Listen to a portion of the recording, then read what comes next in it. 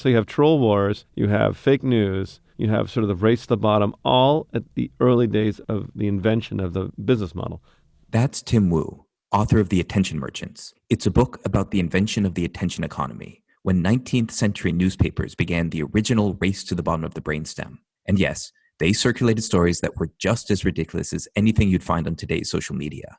He wrote a 6-part series about the moon and what he'd found there, which, surprising to our ears, they had giant lakes, huge trees, and the great revelation, these man bats that flew around and had promiscuous sex. But what's striking about Tim's research is not just that these stories keep cropping up in print, on the radio, on television, and now online. What's really striking is the rare moments when the race comes to a stop. There are moments when audiences wake up and say, enough. I think it usually stems from some shock to the system that is so outlandish that there actually tend to be mass movements. And it's not that surprising, given that what you have here is people's minds being fooled with. And I think when people suddenly realize that they've been fooled, they become very upset. With coronavirus, we stand at just such a crossroads. Today on the show, we'll see what happens when the public demands a change of course, and what happens when the attention merchants continue with business as usual, which is the theme of Tim's second book, The Curse of Bigness, about antitrust in the New Gilded Age. I'm Tristan Harris. I'm Asa Raskin, and this is Your Undivided Attention.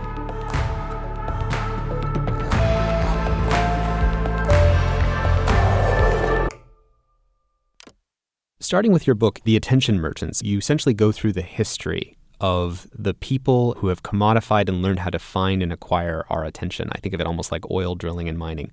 What can we learn going back, especially to the period of the penny press or yellow journalism, from them to today's issues with technology platforms? The book is slightly modeled, actually, after Upton Sinclair's Oil, in the sense that it takes attention as this commodity whose value was not very well understood. It's notable that oil, in its early manifestation, was not understood to be valuable other than as a sort of health cure for certain diseases, and some people put on their faces for cosmetic reasons. Similarly, I think we all agree attention's become pretty valuable. And I trace the origins of that to the invention of the ad-supported newspaper, the penny press, in particular a man named Benjamin Sun in the 1830s, who had the idea, ingenious in its time, now obvious to us, that he could sell his paper at a loss, penny, but make the money up by cultivating a much larger audience and reselling his audience. So he was kind of the inventor of this idea you hear sometimes, that the audience is the product. What's so interesting is that as soon as the New York Sun started to make money, as soon as he got the business model going, the one that we're so familiar with right now, gather a giant audience, resell it, as he started to attract competitors, and immediately the contest went down. And otherwise, it went to the most lurid, the most outrageous. Now, I should say that one of Benjamin Sun's great innovations is that he did make the news interesting. Prior to him, newspapers were expensive and excruciatingly boring. If you look at the old ones, they reprint political speeches in their entirety. They have comings and goings of ships, just terrible stuff. So he had things. The first page of this first newspaper was all about a melancholy suicide, a man who killed himself because his father wanted to ship him off to Indonesia, but there was a woman he loved, and already you're interested. So another newspaper was run by a man named Gordon Bennett, and his idea was death.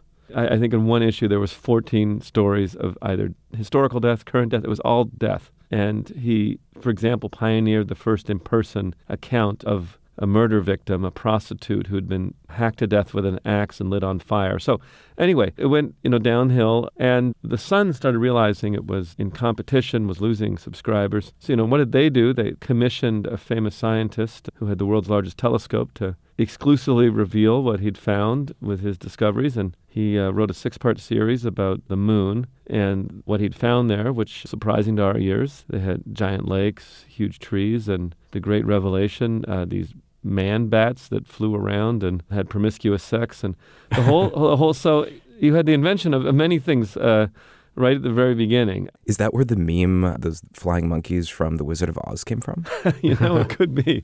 Could be. They look a little bit like that, at least the pictures. Yeah. They also, Gordon Bennett, that he had his other way of getting attention was to insult other newspaper editors. So he entered in these giant beef wars. He called them, it's actually a little bit like Bloomberg Trump. He was like, you're a fat, no good, useless, waste of humanity. So they printed these battles with each other. That got people excited. Now, from there, I think it even gets worse. You have efforts to interfere with politics. And so, journalism just runs pretty far down pretty quickly based on this attention model. And, you don't have to be any great genius to see the implications for our times. Right. We found this new thing, found a new business model, and pretty soon the race went to the bottom. This is sort of the first time I think we see that newspapers, we think of them being in the truth business, but actually they're in the attention business. The point that you're bringing to is once one newspaper discovers this business model, here's these other ones that are charging subscriptions. They can't do that anymore because one has just found a new magical price of a penny. Right. And then that creates this new race. And I think that's kind of what you're pointing to about how we have to look at the race condition, not just here's this new business model. No, that's exactly right. Another, I think, important story from newspaper and journalism is they do recover. There is this natural or built-in or historic examples of counter movements. People feel like things have gone too far. We got to do something about it. And journalists began to develop their own code of ethics in the early 20th century based on the idea that the 19th century had just been too full of abuses. And the idea of just printing random stories as the truth was dangerous. And, these basic rules of journalism ethics, which I think the most important are, is you don't print rumors. You obviously don't print things that are completely false, and you check with the opposing side to see if they have any comment or if they want to dispute what's being said. Those three principles, journalists are so used to it, they don't even think about it. But they do a lot. Generally speaking, the New York Times is not running stories about life on the moon. Mm-hmm. By the way, I should say that story was never retracted. Really? The New York Times, it's still out there. So there's the aliens are still out there on the moon. Maybe the story was never retracted. In fact, it was decades before anyone thought it might not be true, because how are you going to figure it out? You don't have another telescope. So what I'm interested in is what causes that swing back? Because here we are, we're in this world where it's sort of just yellow journalism. Anyone can print anything. We get the race to the bottom of the brainstem, conflict, everyone's yelling at everyone. And then why do we suddenly develop journalistic ethics? Because I think through the history of your documentation of different movements in the attention merchants, from colonizing radio to television, first we go too far into the commercialization process. The stakes were a lot higher than just we don't get as good of information as we used to. We actually get things like wars, or we get fascism, or we get these other bigger consequences. And so how do you see that? Yeah, I'll talk about a very small version and sort of a larger version. A small version is the famous quiz show scandals from the 50s. In the 1950s, televised quiz shows were invented. The quiz shows themselves were so evocative because, the underdog would come back and win in this dramatic fashion. And, the plots were incredible. It was exciting. You had the female plumber, which was sort of shocking at the time, or the young African-American boy who was a math genius or something like this. All these kind of interesting characters. But it turned out that the whole thing was as rigged as professional wrestling. That, in fact, the winner was predetermined. People were forced to throw the shows. And they had all these elaborate rituals to verify that there wasn't cheating on the show. That's what made it worse. Oh, interesting. Yeah, they had these kind of extensive rituals where the questions were pulled out of some secret box and locked in a safe or something. Right. But actually the person who's going to win got the questions earlier. So when they realized the whole thing was a hoax, it had a, I think, profound shock, and it created a big change in how people thought television should be conducted. Walter Lippmann wrote this famous column denouncing what television had become and calling for public media. The Kennedy administration, when they came to power, made the creation of public broadcasting one of their priorities. The Ford Foundation got into it. So there's a story where basically civil society took the initiative to try to transform television. I mean, I don't know if they fully succeeded, but they did something. And in fact, you see in this cycle, there's always this moment of novelty and infatuation. People were infatuated with television. They loved it. And during that period, there's almost a blindness to some of the negative sides of these things. And I think the harshness of that shock that it was all a big lie is, many people think, a big thing that led to the idea of public television and a different business model and a different code of ethics. And, didn't clean up TV right away. But I did think, and many people feel, that led to the movement towards public broadcasting. Let me add another example I think is important. So the radio had a prolonged honeymoon where people thought it was going to cure all of our problems, change politics as we knew it. I'll paraphrase a quote, the president will no longer be this distant figure, but in fact be in your very living room, like your own father. This is the beginning of fireside chats and FDR. Yes, even before then. They just thought it would be great. And the fireside chats. But then you had the experience of the totalitarian regimes beginning to understand radio as what Goebbels called the spiritual weapon of fascism and totalitarianism. And as a machine gun can mow down your opponents, the radio can convince them. You were required by law to listen to the main broadcasts of the Nazi leaders, required. By German law. By German law. And in fact, on the ground, they rounded people up and moved them into special rooms to listen. And it was illegal to listen to foreign radio stations. Later, that became punishable by death during the war. Wow. They took attention pretty seriously. Yeah. And, the sustained use of the radio for propaganda in the 30s and through the Second World War, I think really had a pretty profound effect on people's feeling that this was a panacea for all of society's wrongs. Instead it became this terrible weapon of war. And I think that lesson, by the end of the war, you start to see the government again, the FCC, saying, we really need to be really careful about how radio is used. And from that comes the Fairness Doctrine, so sort of regulatory measures. Which was in when? When was the Fairness Doctrine? Fairness Doctrine begins in the 40s. The Fairness Doctrine suggested that broadcasters, when they treated a subject of great controversy, had to do so in I hesitate to use these words, but fair and balanced way, because they were forced to sort of confront it in some more neutral fashion. That's the old sort of image of CBS and Walter Cronkite. That's sort of the Fairness Doctrine encapsulated. And so it was partially sort of an ethical duty. They also had a legal duty to allow people a response time if they'd been impugned on the radio. It made things like Rush Limbaugh impossible, where you sort of just have this unrelenting, and frankly Fox News. It tried to make media into this different kind of organ. And I think it was in reaction to this dangers of propaganda, dangers of disinformation, the idea that it could become a weapon that unites a whole population and drives them in directions that can be extraordinarily dangerous. So part of what we're getting at here is essentially pendulum swings back in power. So going too far in one direction, whether that was let's democratize radio and give it to everyone, and then you create World War II and enable Hitler, and then swinging back into journalism codes of ethics, a more public broadcasting, publicly interested radio system. There's a few other examples of these swingbacks. You talk in your book, The Attention Merchants, about with television, the emergence of advertising, and then Zenith, the TV producer, having an interesting innovation to deal with the rise of advertising. Do you want to talk a little bit about that? Sure, I do. Now, on to Zenith, there was a pretty strong reaction to radio advertising when it was introduced. Radio at first, there was an unofficial ban on advertising in the early days of radio. In fact, President Hoover, I guess he was then Secretary Herbert Hoover, gave a bunch of speeches. He was like, how could we possibly take this scientific marvel like radio and pollute it with a bunch of hot dog ads like that and shoe polish? It's like unthinkable. And people will never stand for the idea of being in their own living room and suddenly having advertiser inside their house. That's crazy. But things changed. That's actually why at first you had sponsorships. It would be like... As a route around the ban on advertising. Yes. So you'd have like the Duracell brass band or the Miller Eskimo Orchestra or something like that. But eventually radio ads became common and television ads began as well. And one of the reactions was Zenith, which was the Apple of their day, I guess, innovative device maker, headed by an eccentric genius.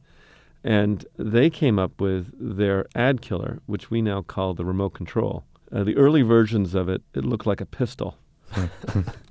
And like you're literally holding your remote control and pointing it at your TV. And you zapped out the annoying, and that was their ads. They're like, zap out that annoying advertising. It's like the first Chrome extension ad blocker, but for your TV. Exactly. Now, it didn't quite fast forward or something. I think original form kind of just turned the volume off, I think. Or they were pretty primitive, the early ones. It didn't always work. But they got better, obviously, and they became the remote controls we know now. Of course, that led in different attentional directions because then people just started, changing the channel, changing right? things. It's one of those things where you think if you give people control that they're going to be able to sort of, the idea was you sort of responsibly, skip ads or who knows what. But instead it led to people sort of, fragmenting their own attention and channel surfing. Yes, that's channel surfing is the term. Which actually seems to be the general principle. When you force the responsibility back on the user, then the forces of attention are still pulling, and so you're not actually giving them a way out.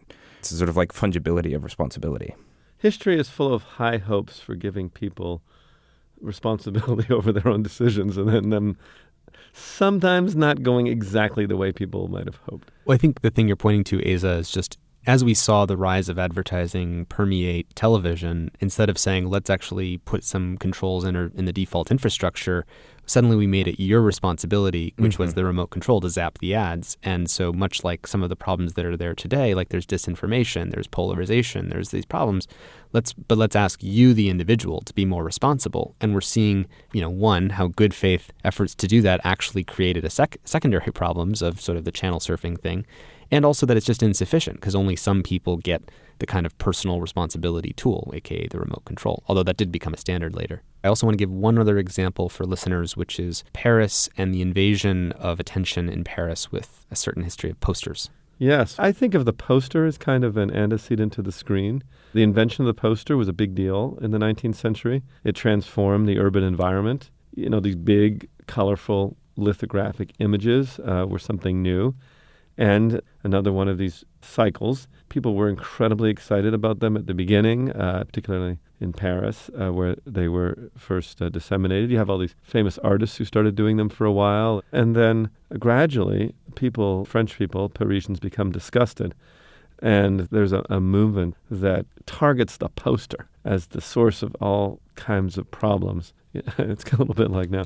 People can't concentrate. They're out of control. They link it to prostitution and lowered morals and all kinds of stuff. And eventually they enact laws which restrict where posters can be. Those laws are still in place in Paris. If you look carefully, you'll see they have special plaques that suggest posters can't be here. And it may have something to do with why Paris remains such a beautiful city. You may not notice it, but there's actually a limit on how much advertising there is in the city of Paris. And that was a public regulatory approach as opposed to figure some way out not to look at them. Because they could hand people a pair of glasses that you could individually have to put on that would filter out all the posters, but then that puts the responsibility on the individual. Not that they had that technology in the day, but... Yeah. And it does raise this question of, how much advertising do you need for the world to work? Right. Right? Facebook would argue you need quite a bit. You don't need none. It's helpful to learn about new stuff, but think of even 10 years ago when Facebook and Google had a lot less advertising. Was the world so bad back then? Actually, I think it was pretty good. Overall, what I hear as a theme in your work is almost a question of zoning laws for what is in commercial interest versus what has to be maintained in the public interest. In the same way that we do with drilling in national parks. I'm reminded of E.O. Wilson, the sociobiologist, saying that the best solution for how to deal with ecological crisis and the climate sort of situation is actually just to reserve, I think his book is called Half Earth, that just half the Earth is just off limits for ocean mining, fishing, drilling, etc. And I think of kind of what your work is on the attention is very similar. It's how much do we let commercial interests versus public interests? Where is that line? And, we're sitting here in New York City. There's a park every few blocks. We could live in a world where there's a park every 100 blocks. How much different would New York feel if there wasn't children's playgrounds or parks? It would feel like Kuala Lumpur, which is sort of unrelentingly city, or other cities that you've been to where there's nothing like that. And, frankly, I think it's worse. I think that's a very perceptive reading of my book. I am very drawn to zoning laws. I am, I guess, less radical than some people who would perhaps want a total transcendence of advertising altogether or of commercial. There's parts of advertising I like and even parts in commerce that I think are important to human thriving. But yes, I don't think we zone carefully at all. I don't think we make the hard decision of just saying, okay, no, this entire area is a park. And now I'm talking about our consciousness or our private lives. So one thing we've allowed, for example, is, the home to be kind of invaded in ways that I think, are damaging to things like family and familial relationships. We've allowed friendships to become a little over commodified as well. I think people 40 years ago think it's weird that you have, my friend went here and recommended this and all, that kind of commodification. I think that's a subtle thing, but I agree with you that it's important either for our representatives or for ourselves to try and zone our lives. And, when we are buying or selling or doing things, that's a valid thing. I enjoy it as much as anyone. But to keep it in its place is, I think, important for a healthy society. Mm-hmm. Well, if I think about, the economic and attentional power of something like TV versus radio, and, you could say, they were intruding on the home space. So there's a sort of level of new intimacy that's been granted to that attentional landscape. We've kind of reached into a new area of life that we didn't reach into before. As we go from posters in Paris to radio to television, there's sort of an increase in the horizontal surface area we're able to reach people at. And then I think of a sort of vertical level where we're actually reaching more precisely, more legibly into the psychographics, the demographics, the precise targeting, the depth of emotional resonance that I can get into you. Can I actually reach directly into your fears and paranoia in the case of Cambridge Analytica? And I want to sort of map that as a trajectory, because essentially what I'd love to ask you about is what makes something like a Facebook or a Google not just kind of the next evolution of TV radio as, it's just a bigger block of attention. There's something, I think, deeper and more nuanced and more scary about that kind of consolidated power. And what would you say to that? Yes, in some ways, we are now switching channels from the attention merchants to the curse of bigness. We are in a time where we've sort of accepted the unrestricted, unregulated mining of the human consciousness, the harvesting of human attention. We are the resource, and I think it takes its toll. And I think there's a particular concern that I have with the concentration of the power to do so in a smaller number of entities, one or two or three, monopolists or oligopolists or whatever word you want to do. And that comes from my concern that the monopolization of attention markets historically has been a extremely potent and powerful source of both political power and commercial power that is hard to hold accountable and essentially vests a small number of actors with a great number of the powers of government. And these powers haven't been exercised fully. Obviously, we've had totalitarian regimes which seized that power, or the Soviet Union, and used it to every extent possible. But we're building the mechanism for it when we allow the monopoly form to come to dominate attention markets. We're creating the infrastructure for control of the masses, and I think that should be a concern to anyone with a knowledge of the history or a concern for democratic governance. People look at proposals saying we have to break up the big tech companies in response to problems like misinformation, polarization, addiction, mental health, isolation. And they say that's not going to solve the problem. So why should we do this break them up thing? But you're pointing to a more dangerous, different thing, which is the pure consolidation of power into single entities creates this kind of temptation with the government to sort of want to be in bed with that power and to kind of commandeer it or to be in relationship to it. Why is the concentration of economic power, just on its own, even if it was steel or railroads, linked to things like populism, extremism, or fascism? With the rise of concentrated power and monopoly across the economy, not just in tech, it also tends to lead to long-lasting inequality. And the reason is that the monopoly and oligopoly forms tend to aggregate profit towards itself as opposed to spread it out. And one of the things you saw in the 30s was an enormous suffering in the middle classes, which created this appetite for stronger leaders who were going to, finally lead the country back to where it needed to go. And I don't think there's any doubt, not just in the United States, but around the world, you're seeing this extraordinary rise of populists. And much of it is actually anchored in kind of an anti-monopoly spirit or a sense that the wealthy are getting everything. And it's very familiar from the 1930s. To give you a few examples, the German movement that led ultimately to the Third Reich was in many ways almost an anti-globalization protest. And the most interesting thing I think about someone like Hitler and other leaders of the Third Reich is that they both catered to the populist anger, said they were going to sort of take on the global economy on their behalf, but also made friends and made friendly with the great monopolists. So they managed this balancing act. And I think you see it in our current times. Look at a country like Brazil, where you have this rise to power of authoritarian government again after decades. Now, right now it's elected, but it could get worse. And a lot of that was premised on the idea that there's this huge economic crash. Brazil had given all too much to the monopolies. Everything was about globalization.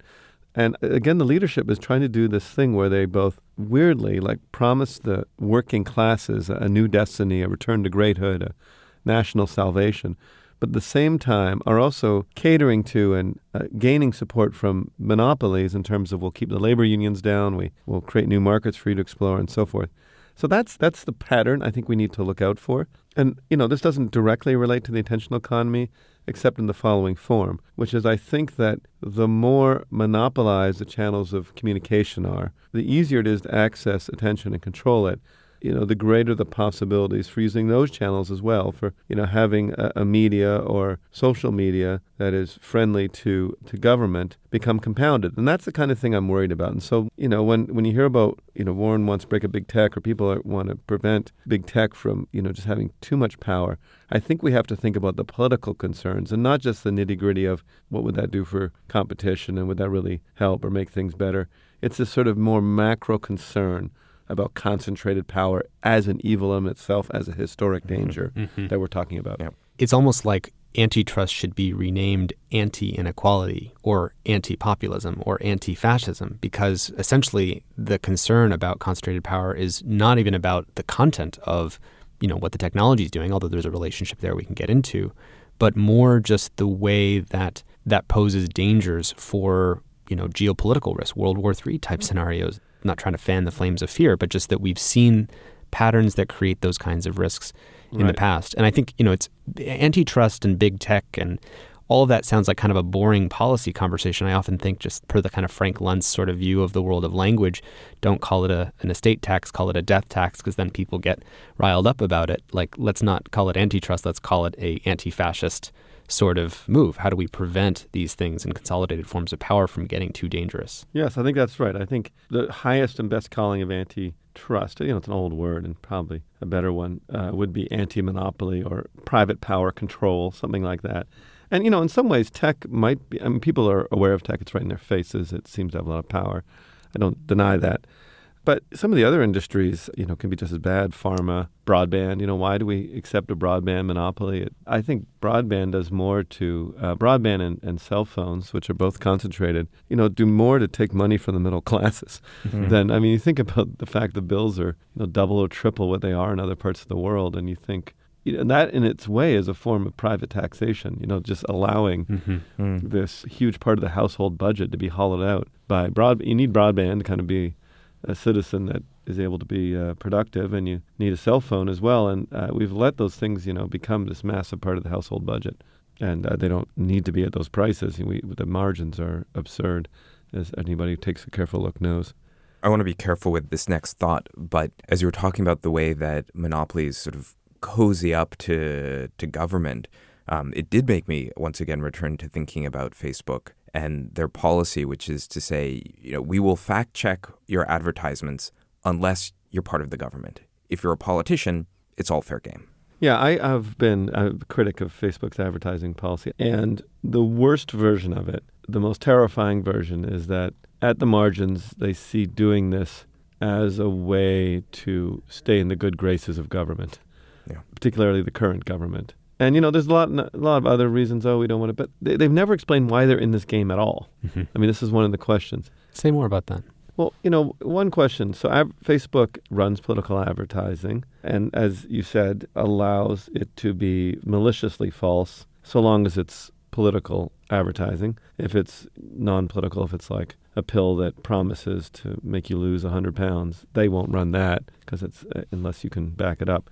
But they will let you run something that says, Joe Biden paid Ukraine $1 billion not to prosecute his son or something like that, some straight out lie, as long as it's political. And the worst version of it is the concern that, the federal government has a lot of ways of hurting Facebook. Facebook wants to get along with them. And on the margins, they're like, maybe we should just keep running these political ads, because they could get out of the business of political ads altogether. That's what Twitter's done. and Pinterest and Microsoft and LinkedIn and a whole set of the companies. Yeah. And in fact, one of the ways they defend themselves is by saying, oh, we're not doing this for the money because, look, it makes such a tiny sliver of money compared to the rest of our revenue. Which I believe. I do believe that. Some people might be more skeptical, but I believe that. Well, rather it's saying from there, then it's not going to hurt them much to turn it off. Right, exactly. But there are some people who are skeptical. Oh, they really want the money. But I don't think that's right. I think it is at the margin. And, you have this kind of thing in yourself. It's like, well, maybe why make an extra enemy? Why not keep a friend? And that friend being the executive branch. Being the executive branch, being this particular White House, which relies on, like no other White House before it, on defamatory and deliberately malicious lies in its advertising. That is, for some reason, their go-to. And yes, so, not banning their favorite forms of advertising. And more generally, the whole idea, when you think about it, you have this one company and, a bunch of people, and their decisions about advertising rules can have such an effect on the presidency that everybody cares about. They're just these little, private rules, no oversight, no public involvement, has more effect than any legislation or anything else. It's pretty crazy and scary. And the idea, if it's possible, that even they feel any pressure to keep running political ads, I think is, kind of outlines the cause for concern in a nutshell. There was 250 Facebook employees who wrote the letter to Mark Zuckerberg saying that they disagreed with this ad policy. And so far, Zuckerberg has not flipped his position, and they're continuing to go down the route of unchecked political advertising that's friendly to the current administration, which is in a way, cozying up in kind of an indirect way. What would you say maybe to those employees who are, to maybe arm them up even better with an argument as to why this is so dangerous? Yeah, I'd say more power to them.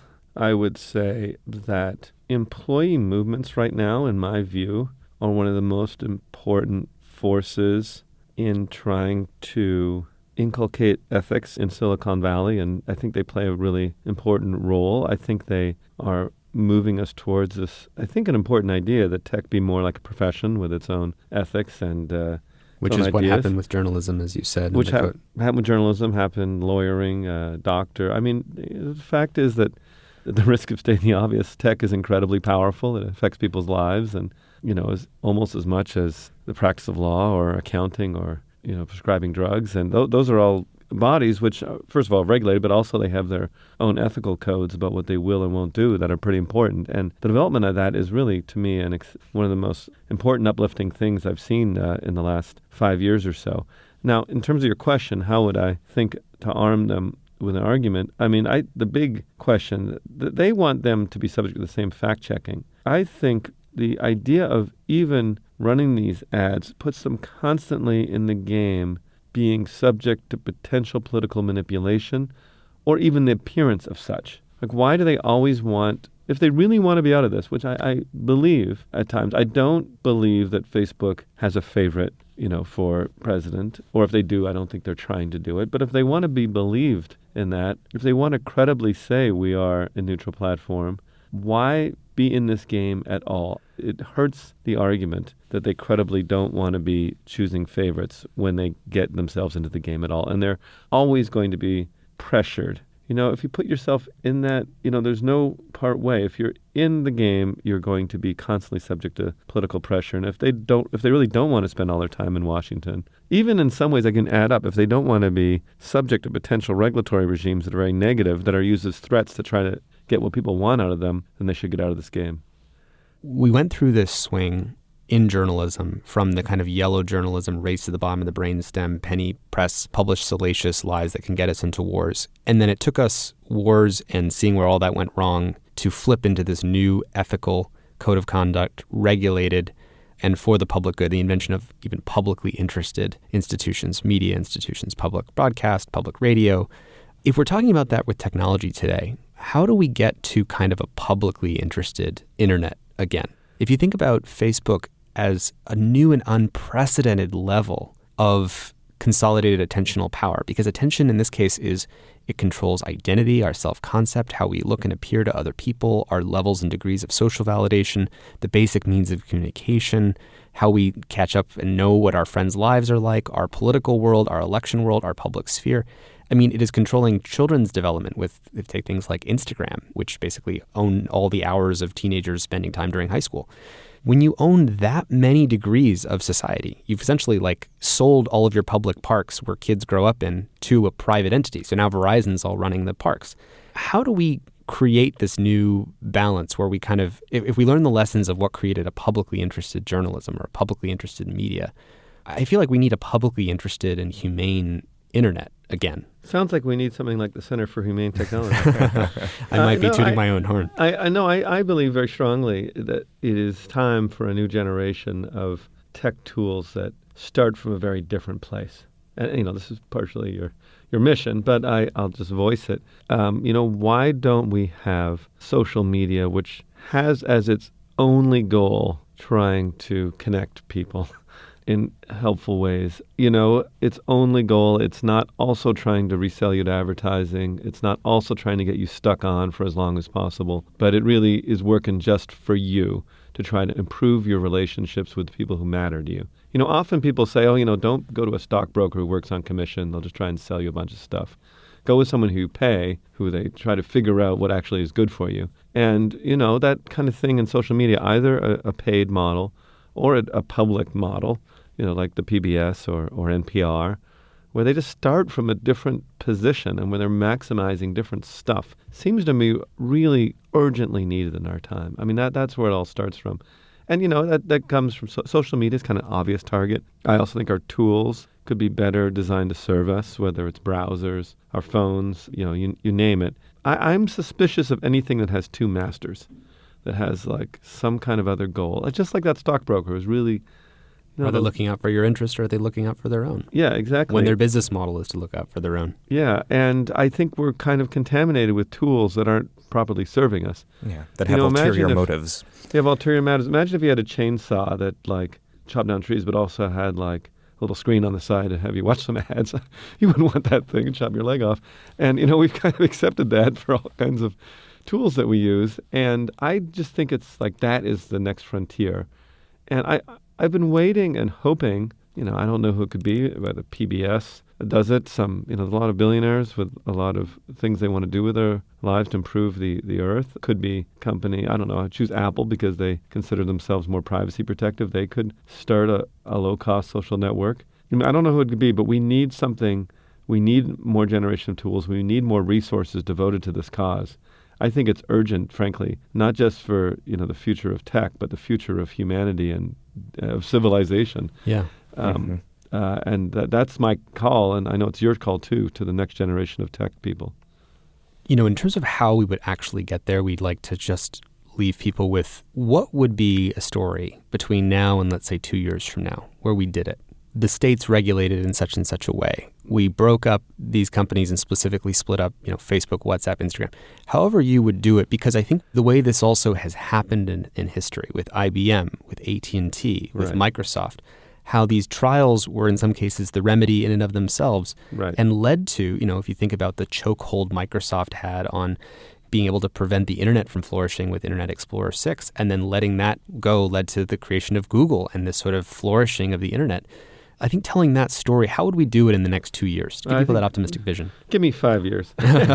So I think it's a number of things. So one thing is, as you know, there's antitrust investigations ongoing of all the major tech platforms.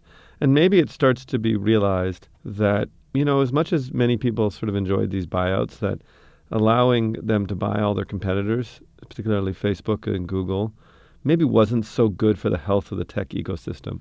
That, in fact, they just started to eat the whole ecosystem. There's so many projects that really never got where they could have been because they kind of got bought out and destroyed or bought out and nullified. And through the lawsuits that seek the disgorgement of some of the acquired properties, we sort of revitalized the Silicon Valley ecosystem in the first place and make it possible to compete in some of these areas that have long thought been sort of off limits for competition.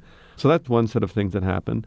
Another set of things, maybe federal government or states start passing stronger anti-surveillance laws, maybe motivated by the sense that the news media has gotten out of control with its direct marketing to people. Feel that, really this inculcate, we look back maybe at some of the elections during the Trump administration and say, like, how did we let, so much bad news get to so many people through targeted advertising?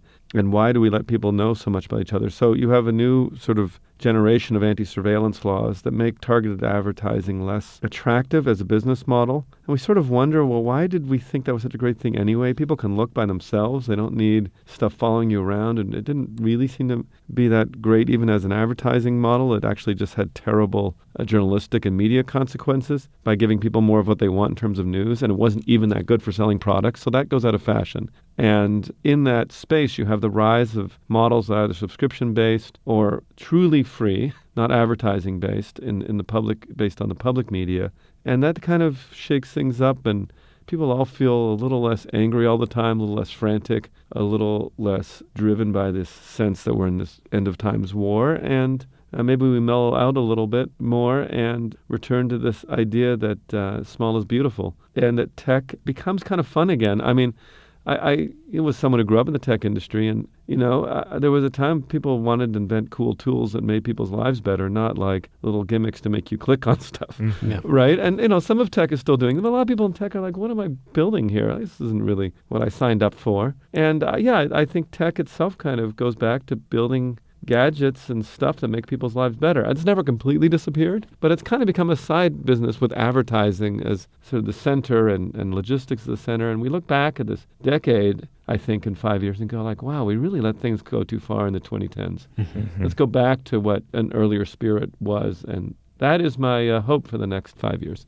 We banned the trade of human organs and obviously human slaves. It's not so radical to think of banning the trade of human behavior when you think about the business model being not just the selling of our attention, but the selling of the change to our behaviors, beliefs, and biases. I agree. And those who write the history, people like me, will look back and talk about how the Center for Humane Technology at this critical period and others rose up and sort of called out what was going on. When I read the history, there is this important role played by people like yourselves who sound the alarm. There's many examples, frankly, of advocates and concerned citizens who say, something is going on here that isn't quite right. And, even if the movement doesn't completely succeed, even marginal, small changes that turn into something big can be really important.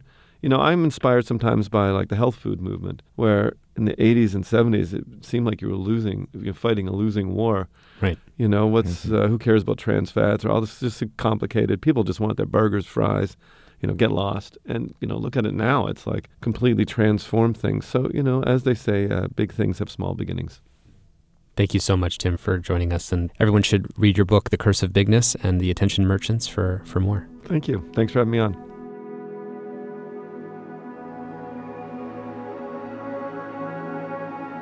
So imagine it's 5 years from now. How did we make this transition to a kind of public and humane internet? States started to pass laws. We publicly woke up from a period of the kind of equivalent to the yellow journalism or yellow social media period that almost caused various wars due to disinformation threats. We created a new culture of responsibility, a new code of ethics for software engineers based on this tragedy. Yeah, the kids coming out of college no longer work at they just refuse to work at the companies that are involved with this kind of economics. And then now universities across the country and across the world had ethics and computer science programs baked into the education and not allowing you to graduate until you had become certified as actually a practitioner of this. And we had regulation that actually reflected the need to protect the boundaried, manipulated spaces of our attentional lives. The ending of his book, The Attention Merchants, Tim has an epilogue called the Temenos, which is the name for the sacred precinct, a part of our lives that is sacred. And I just love this frame because it's the notion that there's a part of our lives that we don't allow to be commercialized by the profane. How do we retain those places that we call safe and sacred? Tim often talks about his work as this is kind of a human reclamation project. How do we reclaim this space for a more publicly interested and socially interested world of both economics and politics and obviously technology? A kind of thing where that's already happening is the social media blackouts before elections. Right now it's advertising before elections, but you could imagine all of social media gets turned off and it becomes that sacred space where you get to re-engage with the people around you. Often it can be hard to say, all right, we should have more time off. But come on, look at the realities of the world. Like, where are you going to find that time? But it's one of those, like, where are you anchoring against? Imagine a world which didn't have any weekends. And just really imagine what that would feel like. You're working all the time. There is no moment where you get to do nothing together with your family and your friends. And that was normal. And that was normal. How hard it would then be, how ridiculous it would feel to try to add 2 days a week. Imagine where you didn't do anything. Imagine the effect to GDP. It'd be terrible. But because we have weekends as a humane technology, we accept them and we're super grateful for them. And it wouldn't be inconceivable to start to add more of those kinds of things as a technology to our lives.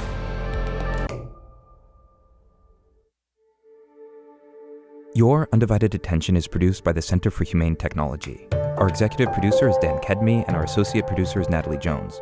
Noor Al-Samurai helped with the fact-checking. Original music and sound design by Ryan and Hayes Holiday. And a special thanks to the whole Center for Humane Technology team for making this podcast possible. A very special thanks to the generous lead supporters of our work at the Center for Humane Technology, including the Omidyar Network, the Gerald Schwartz and Heather Reisman Foundation, the Patrick J. McGovern Foundation, Evolve Foundation, Craig Newmark Philanthropies, and Knight Foundation, among many others. Huge thanks from all of us.